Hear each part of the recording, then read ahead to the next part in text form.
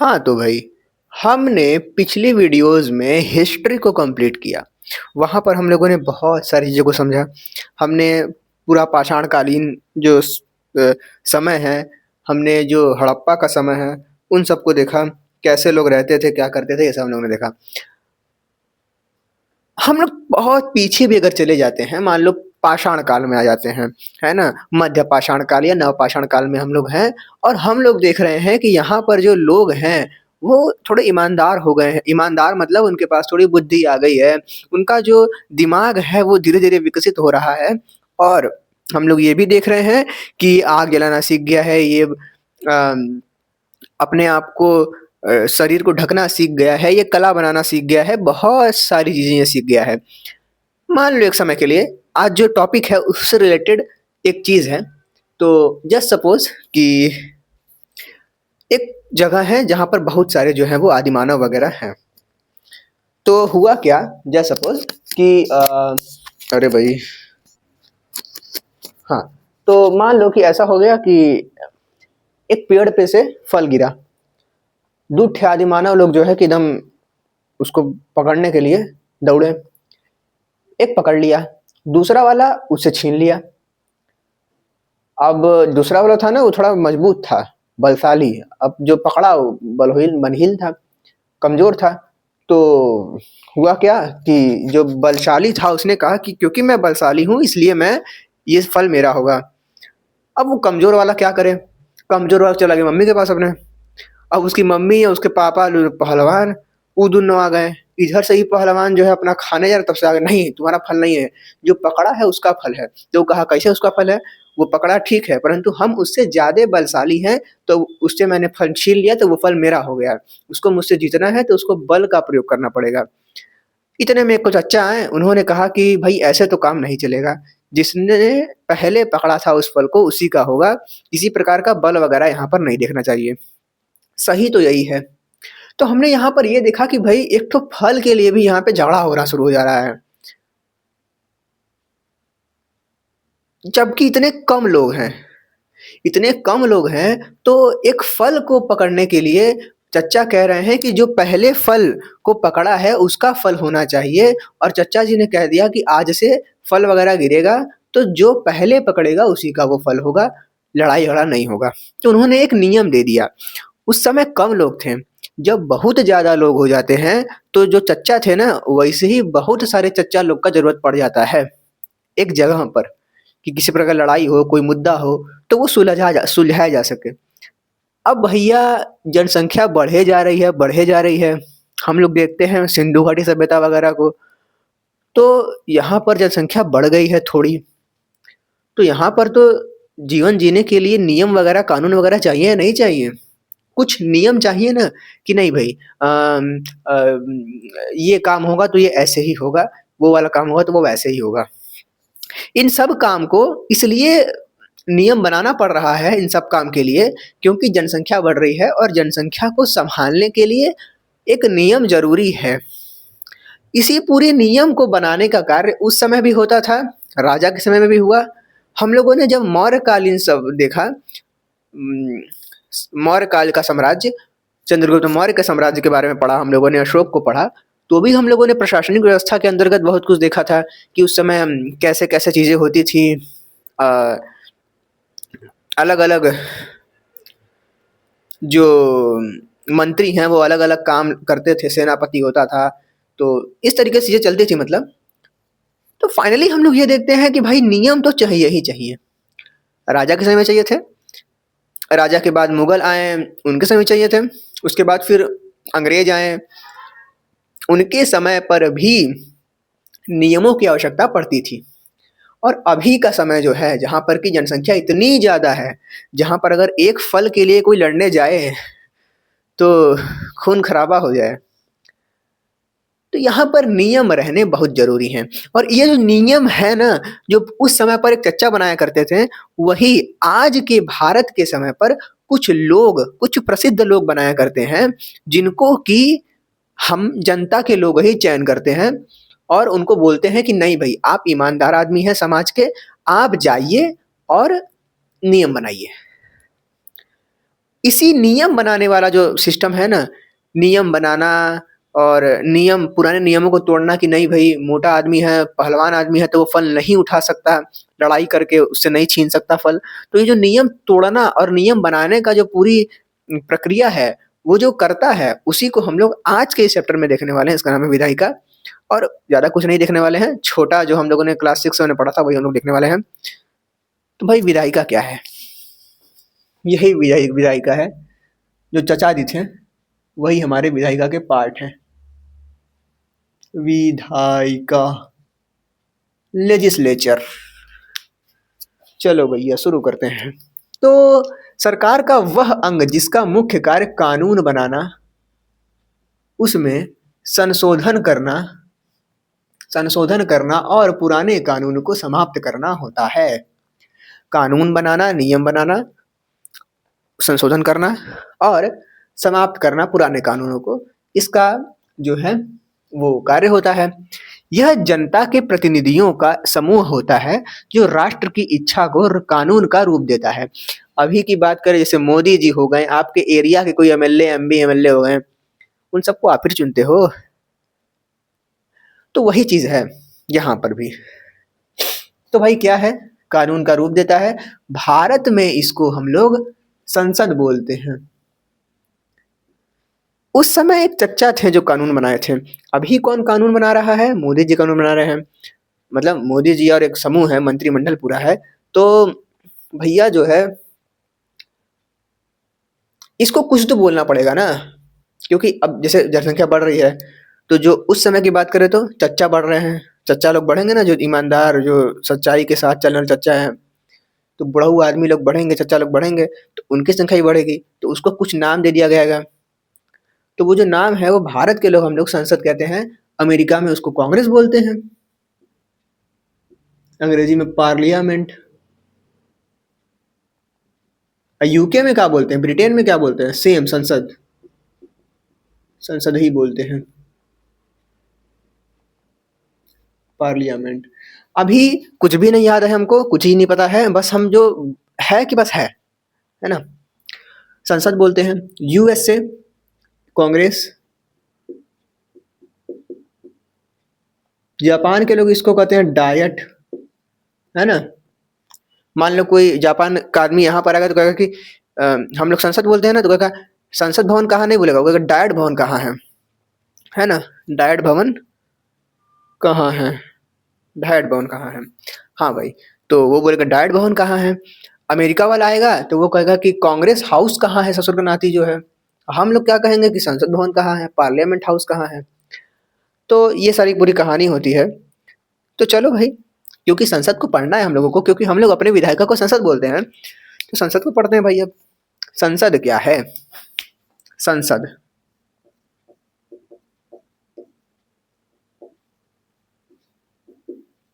Parliament.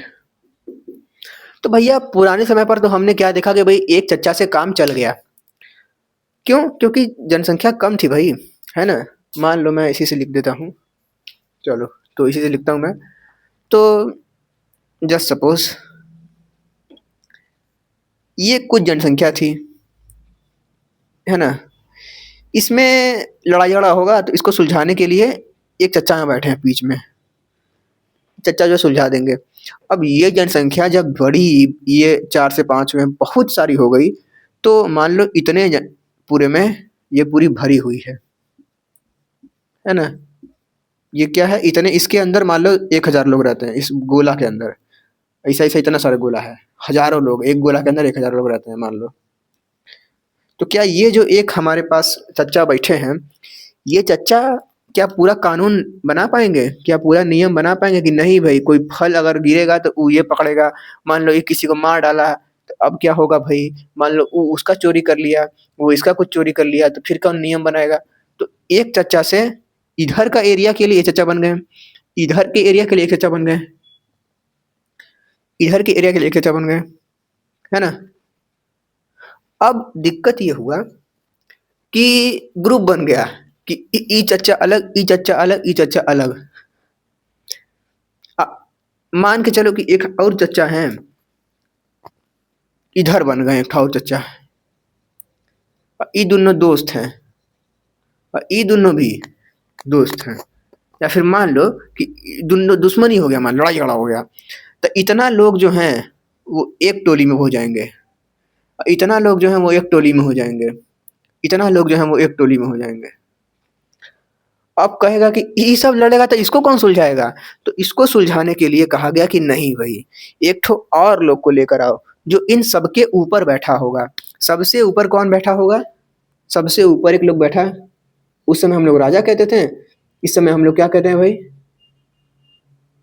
प्रधानमंत्री कह देते हैं।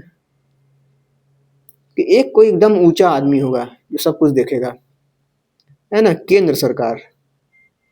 हालांकि ये एक व्यक्ति तो नहीं हो सकता कि जो पूरा सब कुछ देख ले राजा की तरह, परंतु अभी तो पूरा समूह है, परंतु एक कोई व्यक्ति होगा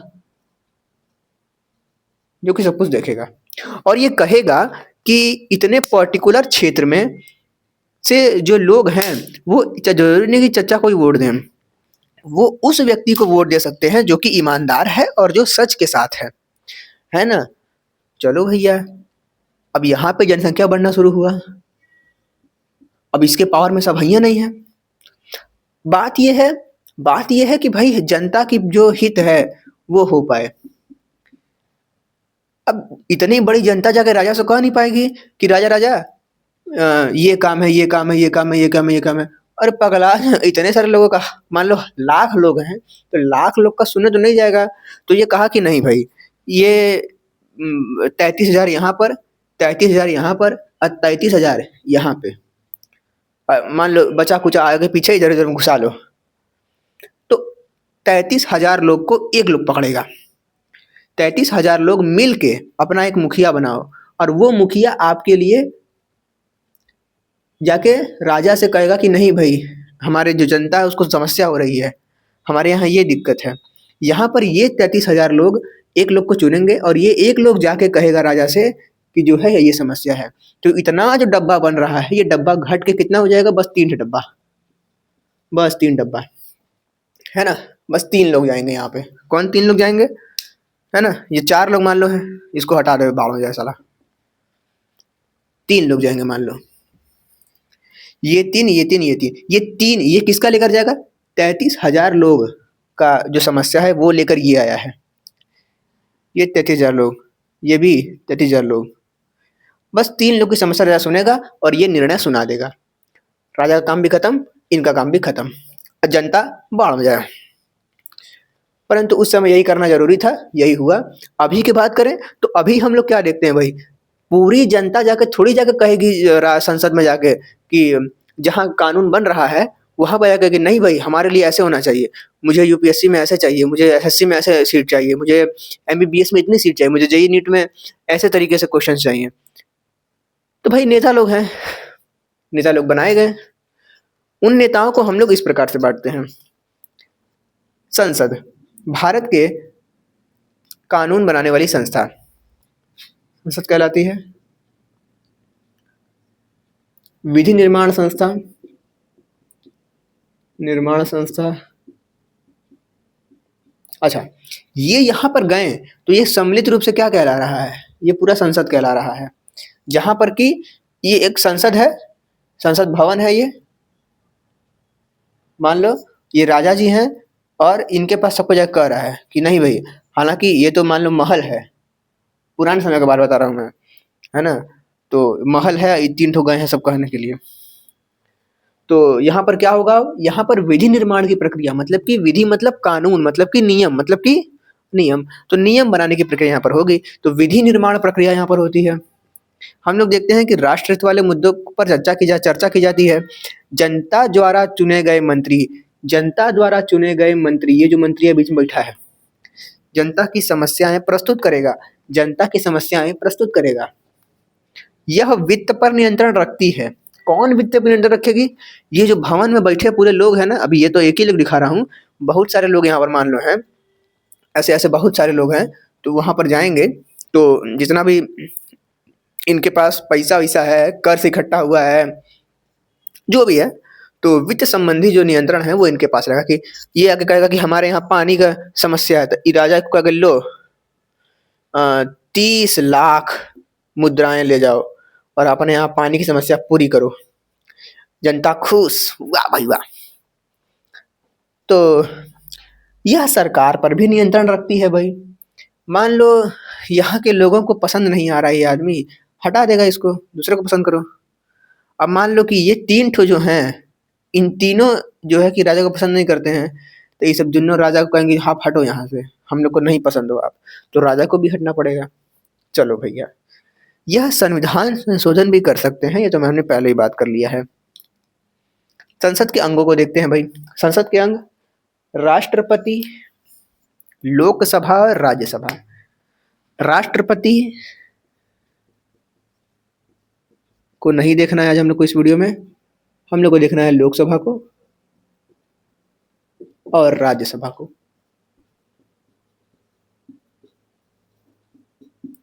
लोकसभा क्या है? लोकसभा ये जो आदमी जा रहे हैं यहाँ पे ना, इन्हीं को अगर एक डब्बे में बंद कर दिया जाए एक घर में, तो जो घर है ना उसको कहेंगे लोकसभा, है ना। और ये जो सदस्य हैं इन सबको कहेंगे लोकसभा के सदस्य, ठीक है। और ये सम्मिलित रूप से क्या कहलाएगा? संसद। चलो भाई, राज्यसभा अभी आगे देखूंगा, बताऊंगा क्या है।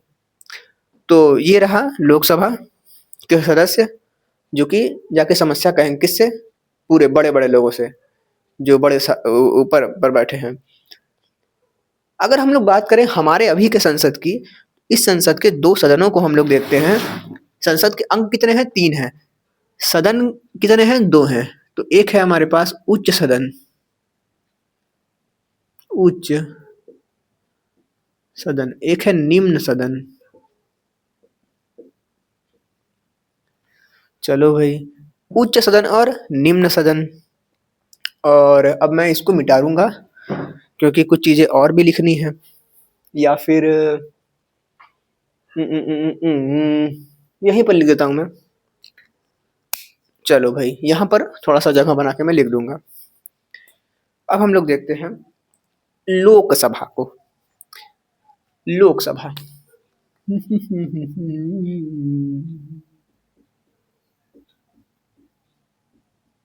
लोकसभा लोगों द्वारा प्रत्यक्ष रूप से चुने गए लोगों की सभा। यहाँ पर ये जो नीला नीला दिख रहा है ना, यही है हमारे लोकसभा। मैंने पहले बता दिया भाई, ठीक है। तो इसको क्या कहते हैं भाई? इसको हम लोग कहते हैं, सभा को हम लोग क्या कहते हैं? लोकसभा कहते हैं। लोगों द्वारा प्रत्यक्ष रूप से चुने गए सदस्यों की सभा। और क्या चीज़ है भाई? कुछ खास? चलो भाई, एक खास चीज़ कि अच्छा, अब जैसे ये सदस्य हैं, इनको चुना, अब कितने साल तक ये आदमी रहेगा? मान लो इसका मूड बदल गया, ये जो है सर राजा जी इसको पैसा दिए, एक पैसा लेके जहाँ पे आके जो है ऑर्केस्ट्रा देख रहा है, तो ये जनता क्या कहेगा कि ये ऑर्केस्ट्रा देखोगे, तुम्हारा यही काम है, तुम किसने चुने हैं? तो इसको हटा के दूसरे लोग को चुना जाएगा, है ना। तो 5 साल का कार्यकाल होता है, 5 साल बाद चुनाव होगा और नया चुना जाएगा, या फिर अगर ये अच्छा काम कर रहा है तो इसको चुना जाएगा। तो इसको कहते हैं हम लोग लोकसभा। कार्यकाल होता है 5 ईयर्स का। लोकसभा के बारे में अनुच्छेद 81 में हम लोगों को पता चलता है, लोकसभा के गठन का प्रावधान है। लोकसभा में जो सदस्यों की संख्या है वो 550 होती है। वर्तमान की बात करें तो 543 है। एक और चीज है ना, वो है 2001 संविधान संशोधन, ठीक है, 2026। चलो भाई, कहानी क्या थी यहाँ पे? कहानी यहाँ पर यह थी कि 2001 में आया संविधान संशोधन। उसमें ये कहा गया कि भाई जो ये हमारा लोकसभा की सीटें हैं ये फिक्स रहेंगी 2026 तक, 26 के बाद बढ़ाना बढ़ाओ। दिक्कत ये होता है कि भाई अब यहाँ पर लोग हैं, बढ़ने लगे लोग। मान लो यहाँ पर पहले कितने 33,000 लोग थे, 33,000 लोग थे। मान लो यहाँ पर 33 लाख लोग हो गए 10 साल बाद। अब ससुर का नाती 33 लाख लोग को एक लोग संभालेगा? मतलब कि 33 लाख लोगों की जो समस्याएं हैं उसको ये संभालेगा? नहीं संभाल पाएगा। तो होगा क्या कि इसको बदलना पड़ेगा। मतलब एक ही जगह पर दो दो ठो रखने पड़ेंगे मंत्री लोग। यहाँ पर जो हमारे चच्चा जी हैं इनको दो ठो करना पड़ेगा, एक ठो यहाँ पे एक ठो यहाँ पे। और ज्यादा हो गया जनसंख्या तो ऐसे करना पड़ेगा, एक और 3 ठो करना पड़ेगा। तो ऐसे करने पर जनसंख्या बढ़ती रहेगी। कितना लोकसभा का सदस्य बढ़ाते रहोगे यार? कितना लोग जो है मतलब चच्चा, कितना चच्चा लाओगे? तो इन्होंने कहा कि नहीं, ऐसे तो नहीं चलेगा, इनको फ्रीज कर देते हैं कि आने वाले 20 साल तक, मान लो ऐसा कुछ नियम बन गया कि इस क्षेत्र में आने वाले 20 साल तक बस दो ही ठो रहेंगे ना मंत्री लोग। जनसंख्या बढ़े घटे बाढ़ में जाए। 20 साल तक, मान लो 2026 मान लो है 20वां साल, तो 26 तक भाई यहाँ पर कुछ छड़खाई नहीं होगा। वैसे ही चीजें यहाँ पर भी हैं कि लोकसभा का जो संविधान संशोधन है उसमें कहा गया कि भाई 2026 तक फ्रीज रहेंगी लोकसभा की सीटें। कुल सीटें कितनी है? 450। अब आते हैं राज्यसभा में। अब एक दिक्कत ये हुआ कि यहाँ एक तो चच्चा है, यहाँ एक चच्चा है, यहाँ एक चच्चा है, यहाँ एक चच्चा है। मान लो चारों दोस्त बन गए। अब कहें कि ये जनता बनता तो भाड़ में जाए। हम लोग क्या करते हैं कि जनता का झूठा समस्या लेकर जाते हैं राजा साहेब के पास और जाके कहेंगे कि हम लोग को इतना पैसा दे दीजिए, या फिर हम लोग को अपने गांव में ये बनवाना है, ये समस्या का समाधान करना है, उसके लिए पैसा दे दीजिए। तो ये लोग तो भाई लूटपाट शुरू कर देंगे। ये यहाँ पर आएंगे, लूटपाट शुरू हो जाएगा, अपने लूट लेंगे, जनता को कुछ समझेंगे ही नहीं। तो इन पर कंट्रोल करने के लिए, इनकी चलती हुई गाड़ी पर ब्रेक लगाने के लिए इन्होंने कहा नहीं, हम लोग एक और सभा का गठन करेंगे और उसको कहा गया राज्यसभा। राज्यसभा क्या होता है भाई? राज्यसभा एक बड़े क्षेत्र पर होता है। मान लो कि इतने बड़े क्षेत्र पर आधिपत्य जमाया गया एक राज्यसभा के सदस्य का, और इतने बड़े क्षेत्र पर एक राज्यसभा का सदस्य। तो ये जो इतना बड़ा एरिया था जहां पर 1 2 3 4 4 लोकसभा सदस्य थे, उनको 2 भागों में बांट दिया गया। अब हुआ क्या कि जब इन लोग जाएंगे पूछने तो इहो दुठे आएंगे, ये कोनो बैठ जाएंगे और देखेंगे कि सब कुछ गंदगी नहीं ना फैला रहे हैं, सब घुसखोरी नहीं ना कर रहे हैं। तो ये देखेंगे कुल, मान लो कुछ गलती उल्टी करेंगे तो कहेंगे नहीं राजा साहब गलत सब कर रहे हैं सब। तो ये सब होता है और इनकी जरूरत इसलिए पड़ती है कि इतने बड़े क्षेत्र पर संपूर्ण तौर पर देखना कि ये मान लो इसका इसे दुश्मनी हो गया, दुश्मनी के चक्कर में कुछ अपने लड़ रहे हैं, राज्य का ध्यान ही नहीं दे रहे हैं। तो फिर राज्य को देखने आता कौन आता है? ये आता है पड़कवा, राज्यसभा। तो राज्यसभा देखते हैं हम लोग राज्यसभा को। चलो भैया,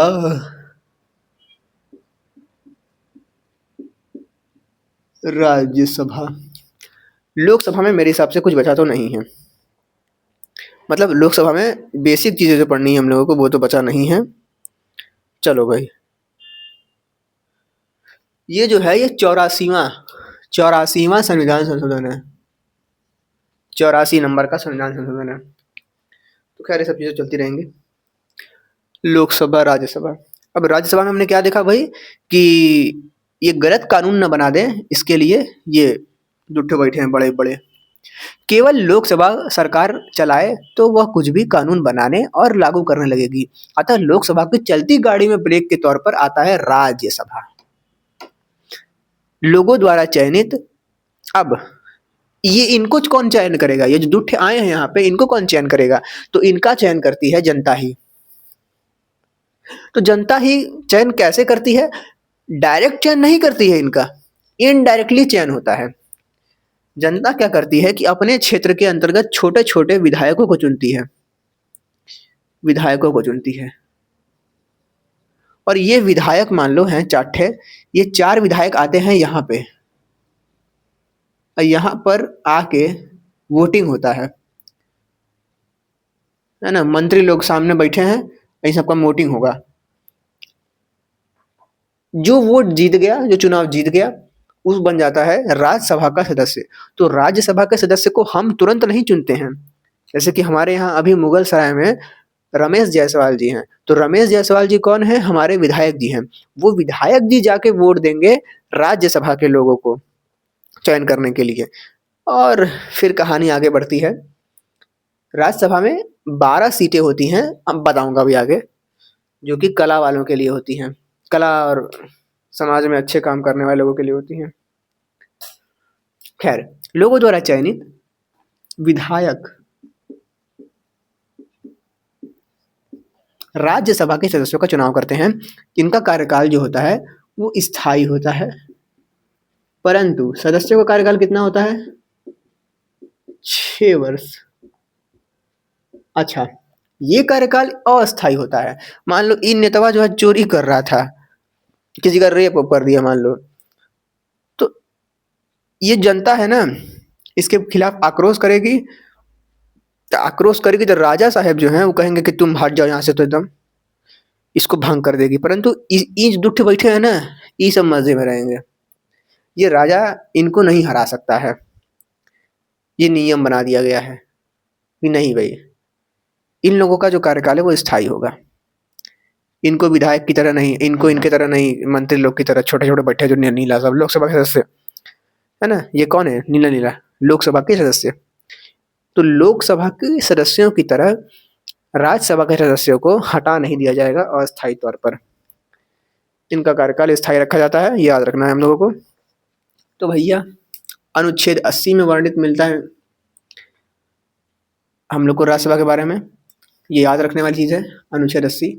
ये राज्य हित का मुद्दा भी देखते हैं, मतलब कि एक इतने बड़े राज्य का हित मुद्दा भी यही देखते हैं, और लोकसभा के जो चलती गाड़ी है उस पर ब्रेक लगाने का काम करते हैं।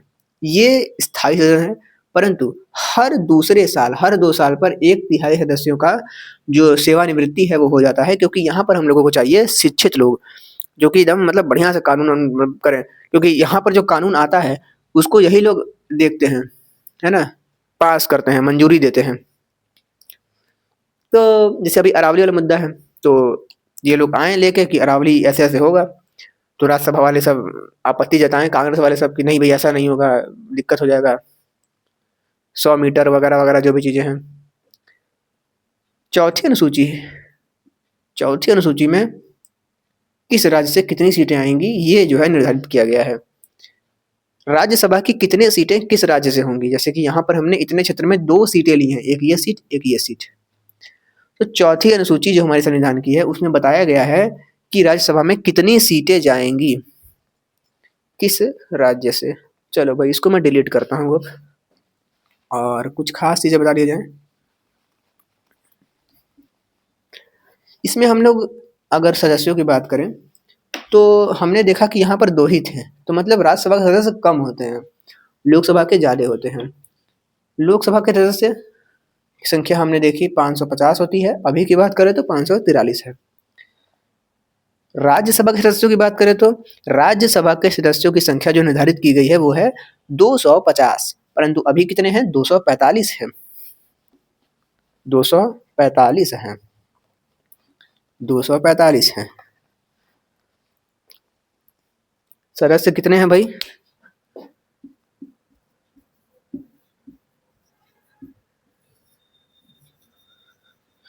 राज्यसभा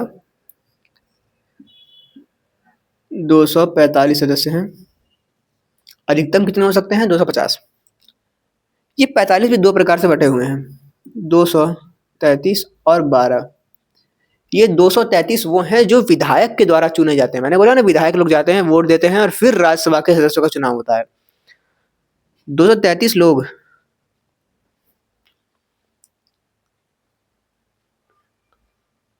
निर्वाचित होते हैं।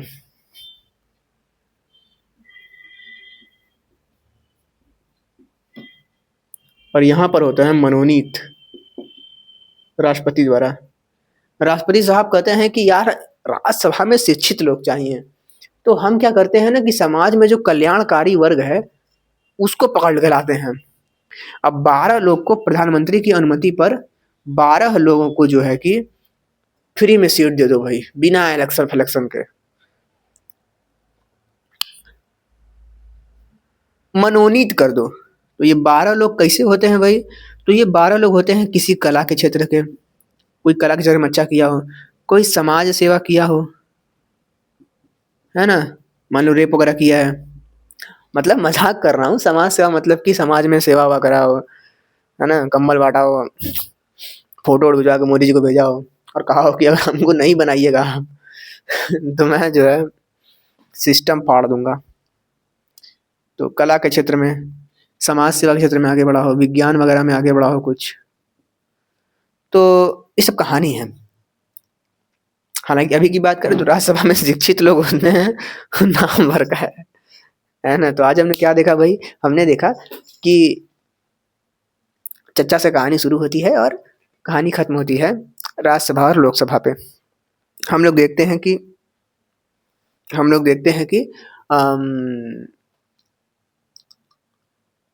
राज्यसभा के अंतर्गत जो राज्यसभा के सदस्य होते हैं वो डायरेक्ट नहीं चुने जाते हैं जनता के द्वारा, वो अप्रत्यक्ष रूप से चुने जाते हैं। इनका कार्यकाल स्थायी होता है। लोकसभा के सदस्यों का कार्यकाल स्थायी होता है, अस्थायी होता है। लोकसभा के सदस्यों का कार्यकाल अस्थायी, कभी भी तोड़ा जा सकता है। अगर हम बात करें राज्यसभा के बारे में तो ये स्थायी होता है, परंतु हर 2 साल पर 1/3 सदस्यों की सेवानिवृत्ति की जाती है, जो कि अधिक सेवा मतलब अधिक समय तक शासन में रह चुके हैं। बुढ़ा गए होंगे तो हटा दिया जाता है। तो ये सब कहानी है मतलब। मिलते हैं नेक्स्ट वीडियो में। और क्या, कितना लंबा वीडियो बनाऊं मैं।